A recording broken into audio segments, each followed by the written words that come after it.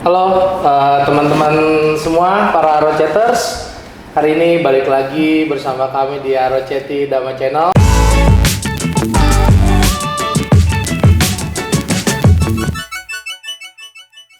Hari ini kita kedatangan teman-teman nih, jatuhnya pemuda yang mewakili dari agama masing-masing, pemuda lintas agama. Ini sebenarnya udah senior sih sebenarnya nih. Ada para senior nih. Ada, boleh kenalin diri langsung kali ya? Silakan bro. Saya Alan, aktivis Kristen Protestan. Organisasinya apa sebelumnya? Dulu pernah jadi sekretaris umum Pengurus Pusat GMKI, terus sekarang jadi salah satu ketua di Dewan Pimpinan Pusat Gerakan Angkatan Muda Kristen Indonesia. Mantap. Nih pengalamannya nggak kaleng-kaleng nih yang dateng nih. Terus lanjut, brother. Saya Tom, panggilan Tom. Saya pernah bergelut di PMKRI, Perhimpunan Mahasiswa Katolik Republik Indonesia, pada periode 2016-2018. Itu kalau boleh tahu mahasiswa, berarti pergerakan mahasiswa ya, khusus mahasiswa. Terus sekarang ada kegiatan pemudanya atau enggak nih? Kebetulan belum. Oh belum. Mantap. Nah yang satu lagi nih, boleh dikenalin diri nih. Nih nggak asing sebenarnya mukanya nih, kalau temen-temen Aroceters pasti banyak yang kenal nih mukanya nih. Boleh dikenalin bro, perkenalkan diri. Halo, ya saya Anes Dwi Prasetya. Kebetulan kita bertiga ini dulunya seangkatan di organisasi kemahasiswaan. Jadi di tahun 2016-18 kebetulan saya dipercaya sebagai Sekretaris Jenderal BP Hikmah Budi, Himpunan Mahasiswa Budi Indonesia. Ya untuk saat ini mungkin kita satu wadah lah sama host kita ya di generasi mudanya. Generasi muda. Oke. Jadi lanjut nih ya, dari mahasiswa langsung ke generasi muda nih ya. Generasi muda Buddhis Indonesia. Ya, kebetulan kalau saya saat ini di generasi muda Buddhis menjadi ketua DPP Gema Budi Banten saat ini. DPP ya, DPD, Dewan Perwakilan Daerah Banten untuk Gema Budi. Jadi guys, teman-teman nih, hari ini nih kita thank you banget udah hadir mau main ke Aroceti Dama Channel. Kebetulan nih agak-agak mendadak nih, tadi datang langsung kita todong nih teman-teman kita ini untuk ngisi konten kita nih ya. Mungkin kalau teman-teman Aroceters ngeliat nih, inilah yang dibilang salah satunya konsep-konsep di Aroceti Dama Channel yang agak-agak berubah nih. Bukan berubah sih, tepatnya lebih tambahan sih. Dan memang kita di sini pakaiannya ya lagi pada santai-santai karena memang kebetulan ngobrol ini pun tujuannya ngobrol-ngobrol santai sih sebenarnya. Oke. Tadi mendadak teman-teman dari tim kreatif Aroceti ini udah nyediain beberapa pertanyaan nih bro, terkait tentang kepemudaan, organisasi yang kita ikutin. Terus juga ada beberapa topik mungkin yang bisa kita bicarain nih. Jadi kalau boleh tahu nih, tadi pertanyaannya nih satu nih, kalau dari teman-teman ini nih, dari Alan, Tom dan Anes, organisasinya tuh bergeraknya di bidang apa tuh? Selain kepemudaan dan agama, ada bergerak di bidang apa lagi nih? Dari organisasi-organisasi yang udah pernah diikutin dan aktif di dalamnya. Mungkin bisa mulai dari Bro Alan kali ya? Saya dulu ya? Ya. Tadi saya menyebutkan dua organisasi ya, Gerakan Mahasiswa Kristen Indonesia dan Gerakan Angkatan Muda Kristen Indonesia. Nah sebenarnya dua organisasi ini walaupun dia beda segmen, satunya itu mahasiswa, satunya itu pemuda, namun dia punya nafas yang sama. Artinya secara visi dia itu berjalan beriringan. Oke. Segmennya berbeda. Jadi pada waktu saya di GMKI memang bergabungnya itu sejak awal jadi mahasiswa ya, di kampus, di komisariat. Oke. Setahun kuliah langsung bergabung dan jadi sekretaris komisariat. Nah, memang rekrutmen GMKI itu sendiri di kampus.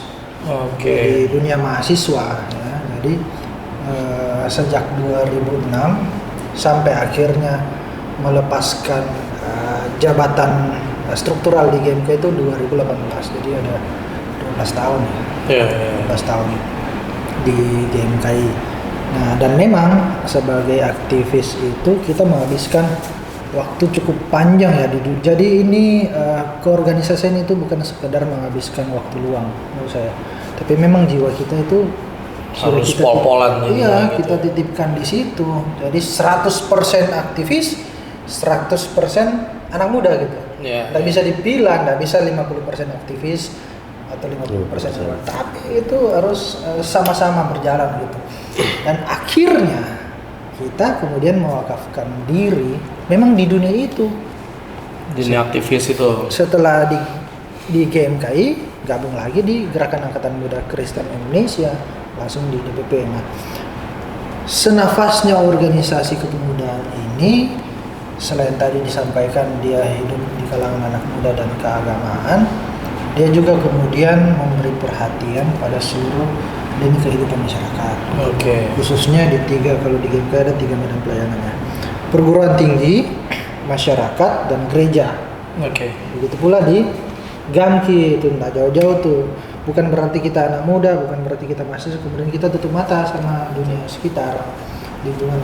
Justru disitulah yang kami sebut sebagai medan pelayanan. Nah, begitu tuh. Jadi bahkan sampai seumur hidup kita nggak bakalan bisa lepas dari dunia aktivisme. Iya. Karena sudah wakaf di situ, begitu. Oke. Berarti memang sebenarnya itu walaupun organisasi pemuda, tapi ini bakalan terus berjalan terus nih sampai kita nanti mungkin udah punya anak cucu mungkin ya, bakal terus, maksudnya tuh aktif tapi lebih kegiatan sosialnya itu mungkin ya. Secara struktural keanggotaan mungkin kita ada batasannya. Oke. Kepengurusan ada batasannya. Betul. Tapi jiwa itu nggak bakalan hilang. Iya. Lu jadi alumni GMKI, lu akan dikenal jadi alumni GAMKI. Iya. Dan itu akan terus gitu. Betul. Kita dikenalnya sebagai aktivis GMKI dan GAMKI. Ah. Tuh, sampai kapanpun tuh. Bakal Walaupun hilang tuh. tanggung jawab strukturalnya udah lewat lah, Iya, udah demisioner lah istilahnya. Udah ada regenerasi tepatnya. Nah, makanya ini panggilannya ini terus sekjen gitu. Karena dikenal melekat terus itu ya. seumur hidup. Itu akan melekat seumur hidup karena kita dikenalnya sebagai mantan sekjen. Ah. Jadi panggilannya jenderal. Gua bintang setengah, mereka ini bintang 4. Sampai sekarang aja gue udah diangkat sama Anies ketua, kalau telepon ketua ditambahnya gitu loh. Padahal gue harusnya jadi apa nih, ketua OKK kan, ketua atau Calon sekjen, calon sekjen. Oh, sekjen. Dengar-dengarnya gitu, calon gitu. sekjen. Oke, mungkin kita bisa lanjut lagi nih ke Bro Tom nih. Kalau Bro Tom gimana nih Tom? Nyambung punya Jen Alan tadi ya. Gerakan ketika kita ada di organisasi itu bukan hanya sekedar di lingkup kepemudaan. Oke.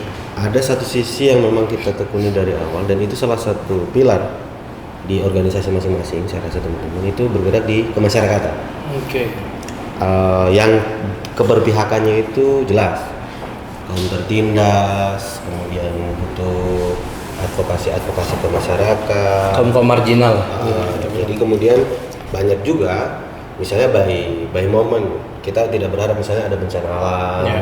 kita tidak bisa masuk, kemudian kasus-kasus yang kemudian harus kita bantu lewat advokasi.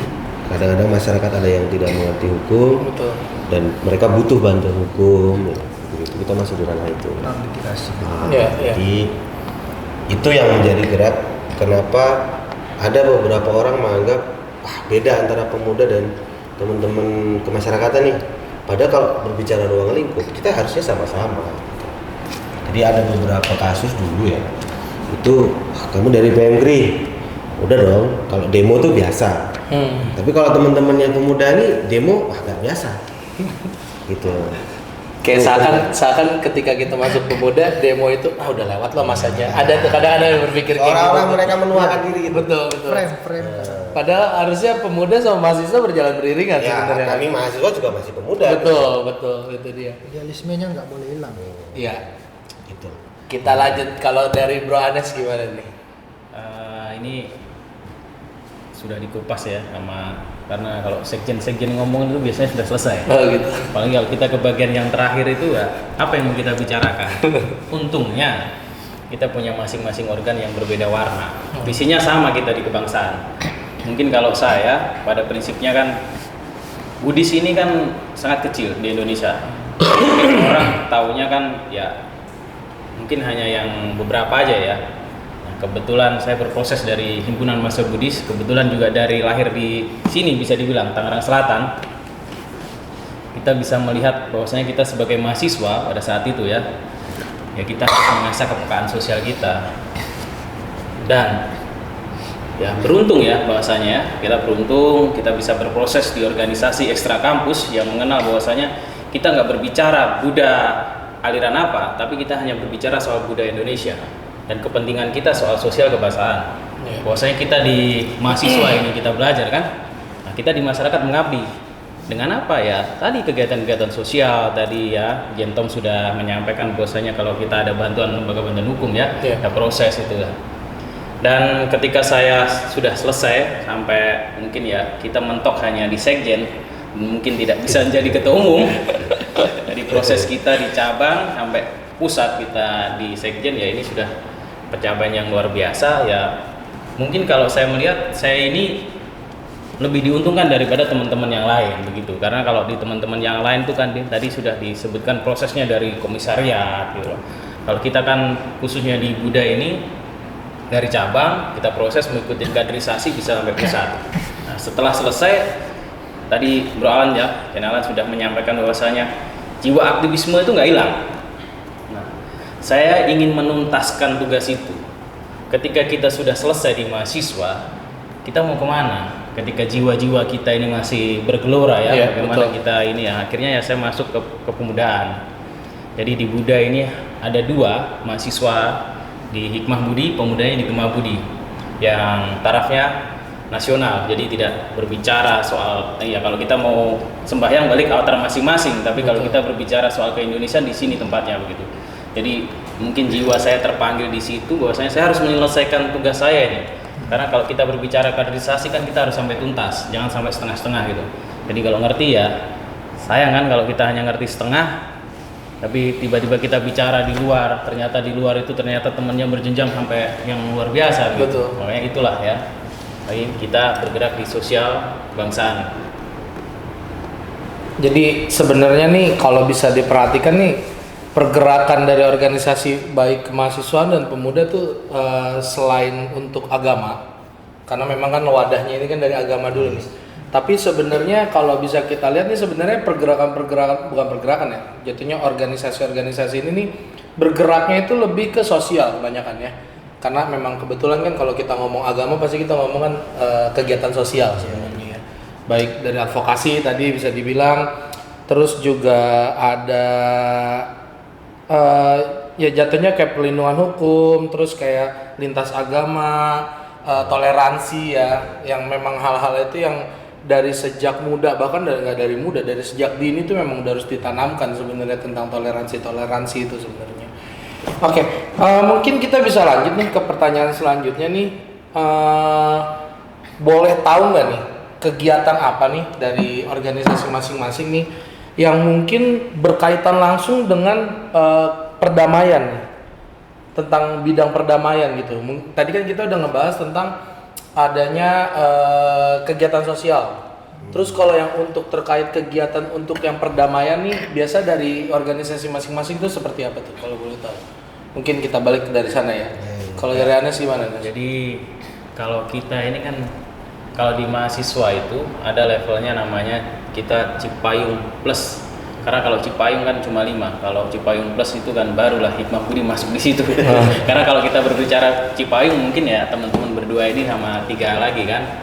Jadi ya kalau kita berbicara soal kedamaian ya mungkin kita sering menyuarakan itu.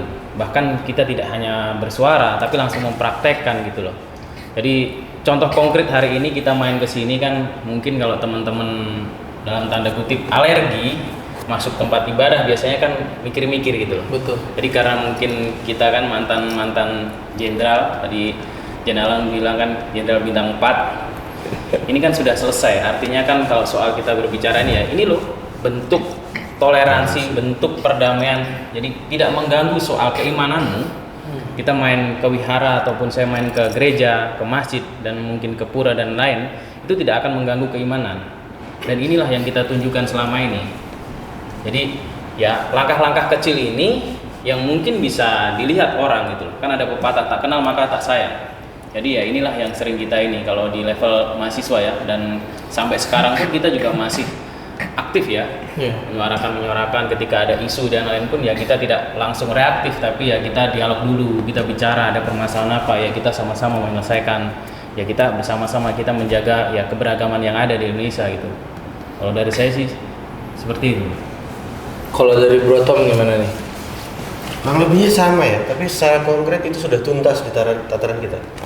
Jadi saya tidak lagi mempertanyakan bagaimana peribadatan beliau ketika hari Minggu dan lain-lain, itu sudah tuntas. Kenapa kemudian punya cara masing-masing, itu sudah bukan jadi pertanyaan kita. Tapi mereka akan mengundang, bos, di vihara ada acara. Dengan begitu, kami siap datang. Bukan lagi bertanya soal kenapa diundang dan segala macam, itu bukan lagi pertanyaan kita, karena kita sudah selesai di situ. Nah, itu yang kemudian sebenarnya seperti poin yang Jen Anes tadi sampaikan, kita mau menunjukkan ke teman-teman yang lain lah, terutama di lingkaran kita aja yang sendiri. Kadang-kadang yang belum tuntas tuh ada di lingkaran kita. Nggak usah kita ngomongin layak banyak. Itu kita mau tunjukkan ke mereka, oh ini loh indahnya toleransi, perbedaan tuh di sini. Ketika menganggap saudaramu berbeda dengan porsi yang kemudian soal konteks agama, itu perlu disadari, kita ini sudah legowo apa belum? Ya. Jadi toleransi dari diri kita sendiri. Kalau kita aja belum tuntas dengan itu, kita keluar ngomongin toleransi ya sama aja bullshit gitu. Betul. Nah, jadi tuntaskan dulu. Nah, kita bertiga ini sudah tuntas.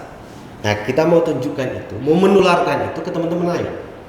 Bukan cuma di lingkaran teman-teman internal kita sekarang. Ya.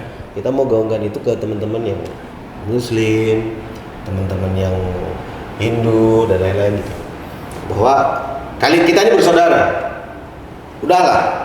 Kalau misalnya kalian masih menganggap eksklusif ataupun mengeksklusifkan diri dan lain-lain, itu clear sampai di situ. Nah, jangan sampai kayak misalnya contoh di Lampung kemarin ada persekusi. Betul.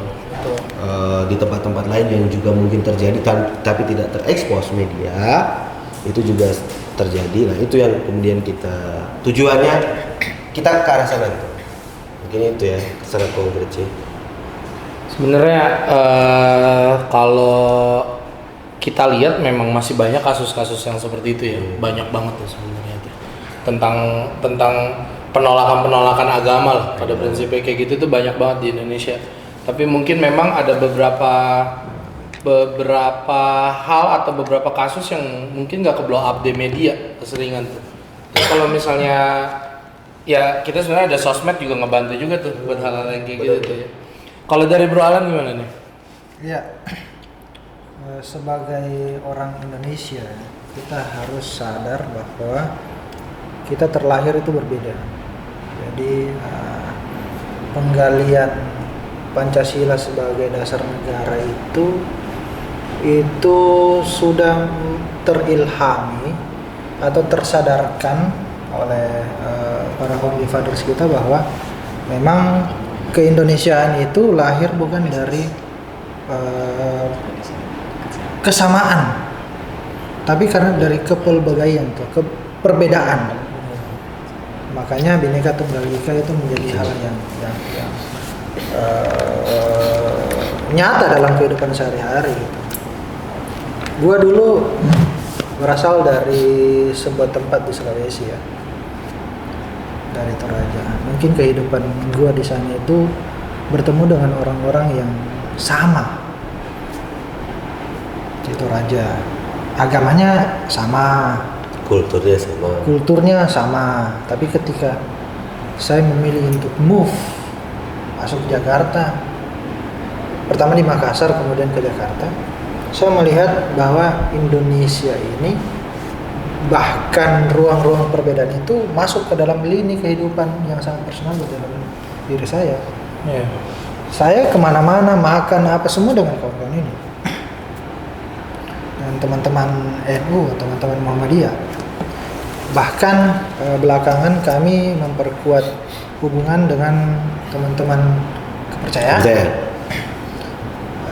teman-teman agama yang di Indonesia mungkin belum diakui. Ada Bahai, ada Syekh, ada agama-agama sekte yang lain gitu kan. Mereka itu ada dan eksis gitu.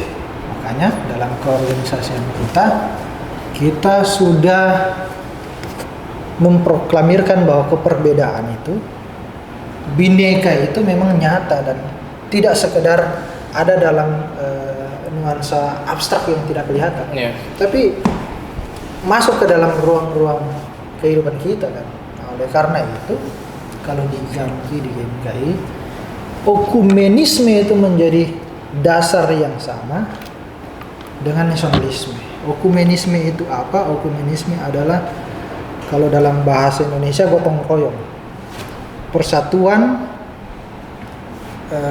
kehidupan sosial yang bagaimana bersolidaritas, bekerja sama untuk kehidupan yang lebih baik.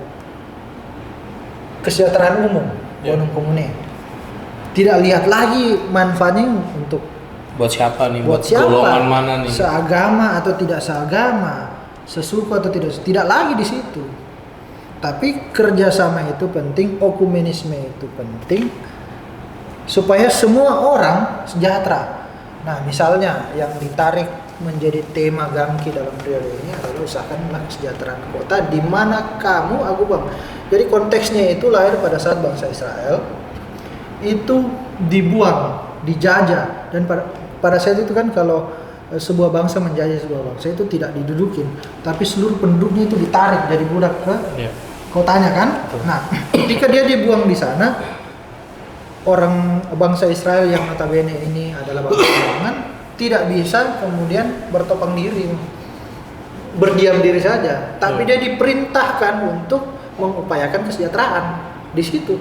Kenapa? Kalau kota itu sejahtera, orang-orang juga, dia juga itu menjadi sejahtera. Nah itulah, itu menjadi tema periodik yang melandasi arak-arakan Gamki selama satu periode ini mau berakhir di tahun ini juga. Nah, artinya bahwa kehidupan bersesama, kehidupan yang bineka itu bukan lagi hanya sebagai program, tapi itu bersenyawa, sudah menjadi bagian dari nafas kehidupannya organisasi. Kita tidak seperti lagi organisasi yang dulu ya, yang sifatnya dakwah, misi, zending, kalau di perusahaan ada zending. Tapi itu kemudian dikontekstualisasikan menjadi bagaimana bisa bekerja sama dengan umat agama lain atau orang-orang yang tidak yang berada di luar komunitas begitu. Jadi kalau zaman dulu ya, kalau ingat sejarah, Gold Glory Gospel kan? Gospel itu bagian dari 3G itu.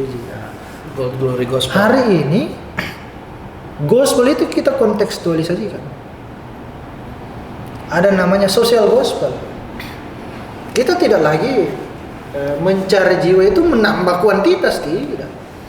Justru umat kita tambah, kita upgrade kualitasnya supaya bisa bermanfaat, bukan cuma untuk dirinya, bukan cuma untuk keluarganya, bukan cuma untuk komunitasnya, tapi untuk masyarakat lain, bangsanya, bahkan dunia. Nah itu yang kemudian harus kita terus menerus internalisasi di kehidupan kepemudaan. Nah, seperti itu. Karena kalau bisa kita lihat kan sebenarnya nih, kalau kita ngomong orang-orang tua zaman dulu ya, mungkin cara berpikirnya masih agak kolot nih. Kalau soal ya, kita ngomong fair-fairan aja deh. Sebagai anak muda kita berpikirnya orang-orang tua zaman dulu tuh kadang kolot, konservatif. Ya, entah baik di golongan baik dari Buddhis, dari Kristen, Katolik dan agama-agama lainnya, banyak yang masih berpikiran agak-agak seperti itu. Tapi memang kalau anak-anak muda tuh memang harusnya lebih visioner sih sebenarnya. Jadi cara berpikirnya juga udah berbeda, cara menyikapin setiap ada masalah memang harus lebih berbeda. Jadi ibaratnya dari generasi kita ini sebenarnya bakal harusnya bisa lebih membuat lebih baik lah. Kita nggak usah lingkup dunia lah, kecil dulu lah dari Indonesia dulu, atau mungkin hal-hal kecil dari kota kita atau mungkin dari keluarga kita. Memang harusnya berarti memang harus menjadi sesuatu yang merubah hal-hal yang negatif zaman dulu tuh harus mulai kita pangkas nih dari anak-anak muda memang saat ini sih.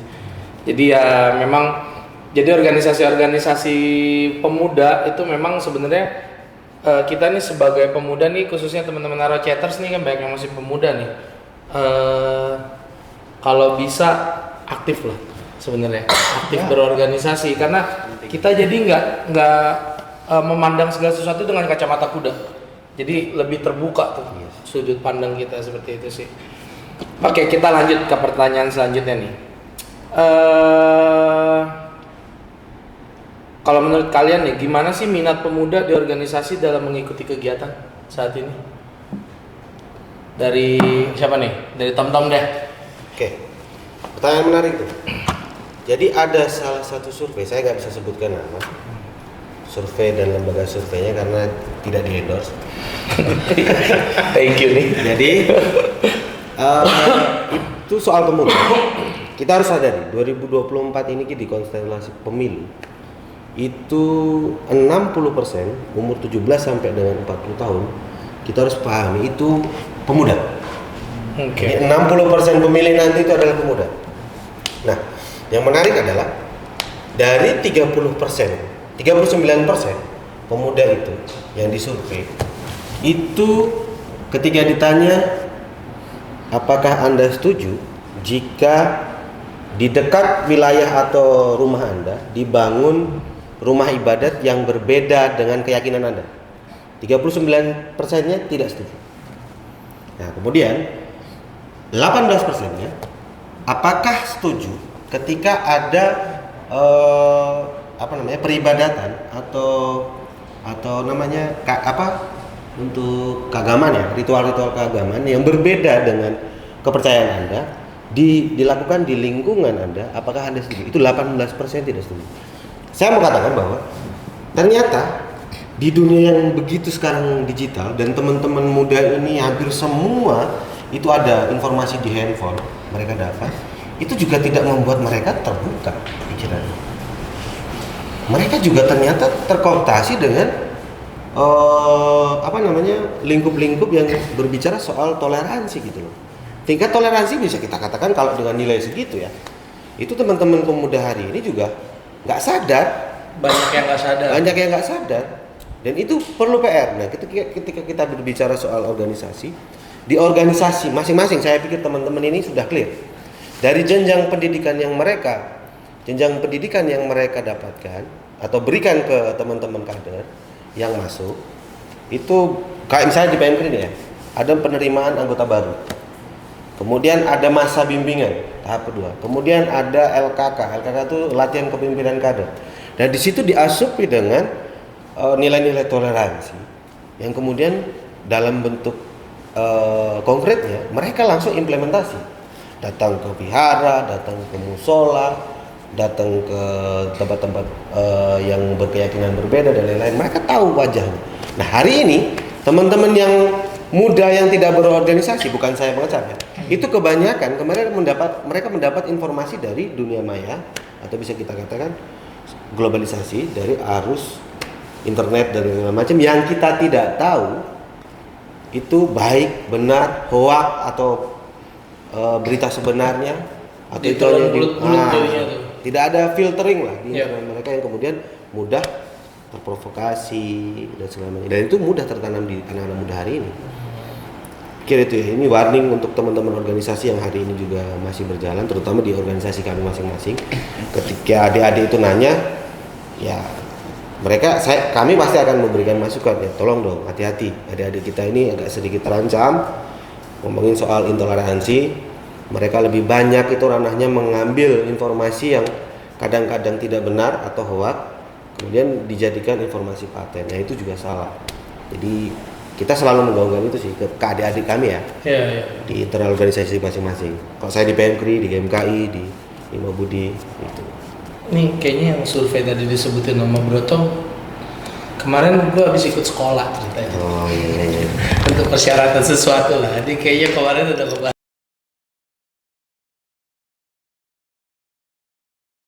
Terhadap organisasi pertama mungkin karena waktu ya. Jadi artinya mereka sudah keduluan nih menghabiskan waktu untuk hal yang lain, bekerja, sekolah dan lain-lain. Artinya dia menempatkan bahwa organisasi itu adalah kebutuhan sekunder yang cuma mengisi kekosongan waktu, sisa-sisa waktu. Nah, hal kedua adalah mungkin anak-anak muda ini tidak melihat ada sesuatu yang bermanfaat dalam organisasi.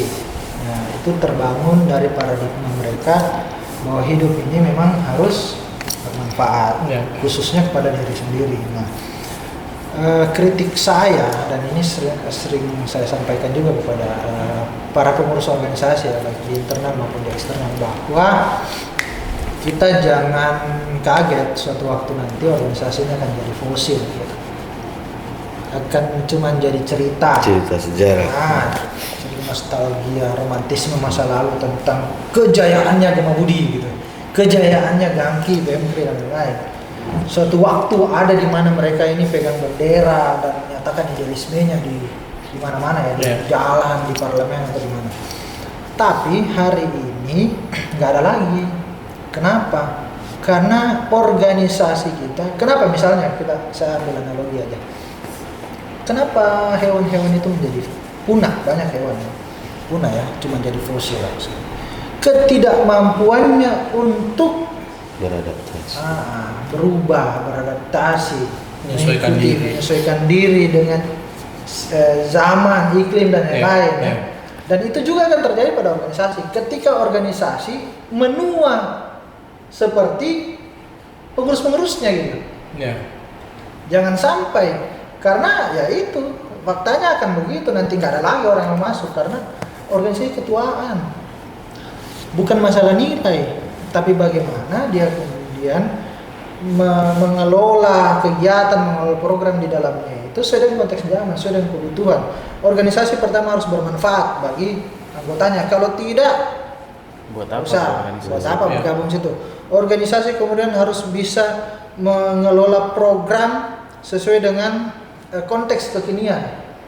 Jangan konservatif terus, jangan. Jadi beda itu mempertahankan nilai-nilai dengan mempertahankan pola lama, gaya, style. Beda. Organisasi harus terus berubah. Kalau di gereja Protestan ya, ada namanya Ecclesia Reformata Semper Reformanda. Gereja reformasi itu adalah gereja yang terus memperbaharui diri. Organisasi juga kalau dia mampu mereformasi situasi pada zamannya, dia tuh harus kemudian bisa mereformasi atau merubah dirinya sesuai konteks zamannya. Banyak organisasi yang sudah mati. Kita siap-siap. Artinya mitigasi persoalan itu kita harus mulai dari situasi yang akan muncul. Misalnya nih, sudah banyak kampus yang virtual. Oxford kalau tidak salah, Oxford dan Harvard itu sudah ada di Indonesia. Ya, virtual sifatnya. Suatu waktu nanti kampus tidak ada lagi gedungnya. Kampus itu ada di dunia maya, digital kan. Ya, metaverse ya. Sekarang udah. Terus di mana kita bangun komisariat? Komisariat itu berbasis lokasi ya, ada gedungnya, ada orang-orang yang kuliah di tempat yang sama. Terus kalau orang-orangnya tidak kuliah di tempat yang sama, nah ini semua tantangannya ya. Betul. Suatu waktu nanti organisasi kita itu ada di metaverse, ada di dunia maya. Kita siap enggak? Hati kita melawan. Masa organisasi kita itu metaverse?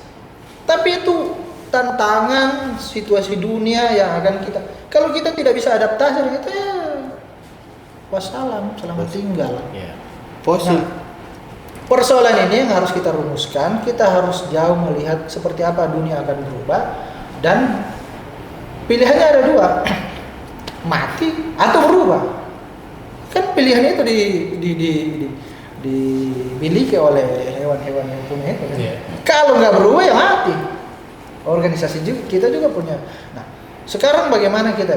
Misalnya ini ada channel Aroseti Dhamma Channel. Ini salah satu aktivitas yang kemudian bisa membangkitkan minat pemuda untuk ternyata ada organisasi yang asik ya, punya channel, bisa diskusi tentang masalah keseharian, masalah kepemudaan dan masalah-masalah yang lain. Ada juga manfaatnya. Dan yang paling penting bagi kita ini organisasi keagamaan ya, bahwa kalau di Buddha ada Dhamma, kalau kita ada di Protestan, apa sih namanya kalau Protestan ini? Apa kita sendiri ya? Protestannya KW ini. Ada prosesi-prosesi keagamaan. Kita ada tanggung jawab tanggung jawab iman kan. Kalau di Protestan dibilang iman tanpa perbuatan itu kan tidak ada gunanya. Kan? Nah, artinya kehidupan keorganisasian itu menjadi tanggung jawab Dhamma buat anak-anak Buddhis ya. Nggak masuk organisasi berarti lu nggak Buddhis. Mohon maaf ya, gubernurnya korupsi. Nah, ketika kita diskusi soal itu, teman-teman langsung blokade. Wah, hikmah budi politik. Jadi susah sekali untuk mengajak gitu loh. Jadi ya tadi sudah disampaikan selesai ya sama Jen Alan bahwasanya ya kita harus mengupgrade. Bagaimana kita merekrut ya. Jadi bagaimana kita mengajak ke teman-teman. Makanya salah satu jenjang kaderisasi di Hikmah Budi itu adalah yang pertama itu adalah Jambore Tunas Mahasiswa. Jadi kita ajak Evan dulu tuh teman-teman. Kita ajak santai, kita ajak ya kegiatan-kegiatan yang sifatnya senang-senang lah ya. Barulah setelah dia mulai masuk, kita sudah satu circle, baru kita berbicara soal diskusi, soal visi misi, bagaimana komunitas ini ya harus lebih maju dan ini ya. Itulah tantangan-tantangan terbesar kita ketika kita ketemu teman-teman yang bilang, lu sok sibuk ngapain di organisasi. Tadi kan Jenalan sudah menyampaikan saya, satu sudah punya aktivitas, mungkin sudah bekerja atau yang lain ya, karena kan aktivisme di organisasi ini ya, pergerakan di organisasi ini kan nggak semua gitu loh, apalagi tadi udah banyak penelitian. Nah itulah yang mungkin ya Hikmah Budi pada khususnya waktu itu mulai berubah, pola-pola itu harus berubah, dan kita harus menyadarkan juga untuk teman-teman khususnya mahasiswa, kalau kalian tidak pernah bergaul dengan yang lain, percayalah kalian akan tertinggal, dan manfaatkanlah organisasi ini yang ada untuk kalian belajar. Jadi kalau kita masuk organisasi nggak mendapatkan apa-apa, buat apa? Capek doang. Tetapi kalau kalian bisa memanage waktu dengan baik, masuk dan terjun di dalam organisasi, saya yakin 100% ketika kalian ngumpul dengan teman-teman di kampus, ya minimal sedikit wawasan kalian lebih tahu dibanding teman-teman. Lebih luas sedikit.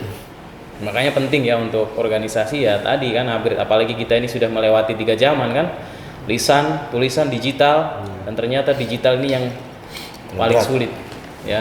Kita santai, ternyata ini yang bahkan kalau kita tidak siap untuk literasi digital kita rusak. Nah itu, jadi ya kita ya tetap terus mengupgrade dan jangan pernah ragu masuk organisasi, percaya dan yakin, yang penting jelas ya organisasinya, visi misinya jelas. Yang pertama, kalau kita di Indonesia tidak bertentangan dengan Pancasila, 100% akan membawa manfaat. Itu bro. Jadi ngerangkum sedikit nih, pada prinsipnya sebenarnya satu, kalau kita seorang pemuda itu pasti tuh jiwanya masih menggelora tuh. Ya kan, makanya Soekarno aja bilang kita itu berikan aku 10 pemuda akan kuangkat Gunung Semeru, kalau nggak salah ya, kata-katanya akan guncangkan dunia. akan guncangkan dunia. Itu dulu. Kalau sekarang bang baru-baru kita masuk kuliah mungkin kan, berikan aku 7 pemuda akan ku bentuk boyband. Kata-katanya jadi boyband. Jadi pada prinsipnya kalau kita rangkum nih dari pembicaraan sekarang nih, anak-anak muda tuh jangan takut untuk berorganisasi. Pertama, terus kedua, jiwa-jiwa pemberontak kalian tuh bisa dibilang ya, jiwa-jiwa yang menggelora itu kalau bisa disalurkan ke wadah yang benar, disalurkan ke sesuatu yang lebih baik, lebih benar, dan semangat kalian yang menggelora itu kalau disalurkan ke sesuatu yang benar pasti akan bermanfaat jadinya. Dan kedua, kalau kalian punya visi misi atau idealisme sendiri itu jangan dimakan sendiri. Berarti memang harus kita cari sefrekuensi dulu. Ketika sefrekuensi baru akan berjalan lagi semuanya. Ditambah satu lagi paling penting adalah mengupgrade diri. Sebagai pemuda itu upgrade sih paling penting. Jadi kita nggak memandang segala sesuatu secara kacamata kuda seperti itu. Ini sebenarnya masih banyak nih yang mau diobrolin, tapi karena durasi, terus tim kreatif udah begini-begini dari tadi nih. Udah habis nih ya? Udah habis ya, Matt? Udah habis kan? Ini boleh dimakan kan? Sikat, lanjut. Wah, dari tadi hostnya nggak nawarin. Jadi kita kan mau ngambil nggak berani kan? Nih, masih banyak nih sebenarnya nih, Des. Masih banyak yang mau dibicarain nih.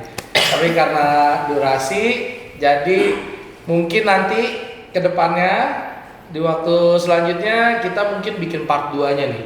Buat ngobrol-ngobrol nyantai. Ada kopi nih, kopi belum disiapin tadi. Ini sebenarnya kalau mau tahu syuting mendadak intinya. Jadi buat teman-teman jangan lupa muda-muda ini nih, ayo lebih aktif lah, ikut organisasi, tambah temen, tambah luas jaringan kalian karena itu bakal berguna buat kalian. Mungkin segitu dulu hari ini dari kami. Sampai ketemu di channel selanjutnya. Jangan lupa like, comment, dan subscribe ROCT Dhamma Channel. Bye bye. Dah.